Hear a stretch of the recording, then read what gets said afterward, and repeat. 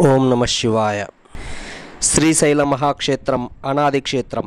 ఈ క్షేత్రం యొక్క మహిమ అమోఘం. మన భౌతిక ఇంద్రియాలలో చూడలేని దివ్యత్వం క్షేత్రంలో అణువణువున వ్యాపించి ఉంది. మన పురాణాలు, ఇతిహాసాలు, సంస్కృత, తెలుగు, కన్నడ, తమిళం, మరాఠీ కావ్యాలు శ్రీశైల మహాక్షేత్రాన్ని ఎంతగానో కొనియాడాయి. పలు జానపద కథల్లో, గాథల్లో, గేయ సాహిత్యంలో కూడా శ్రీశైలం నిరుపమానమైన స్థానాన్ని పొందింది.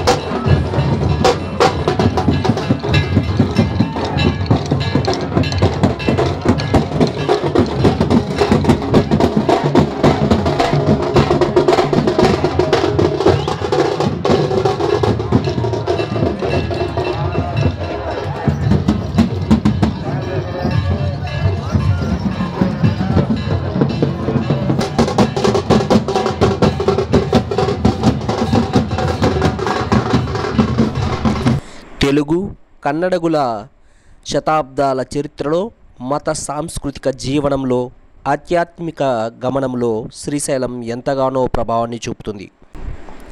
శంకర భగవత్పాదులు వ్రాసినటువంటి శతాధిక గ్రంథాలలో శివానందలహరి,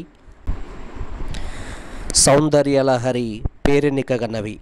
శివుని ఆలంబనగా చేసుకొని వ్రాయబడింది శివానందలహరి కాగా, శక్తిని ఆలంబనగా చేసుకొని రాసింది సౌందర్యలహరి.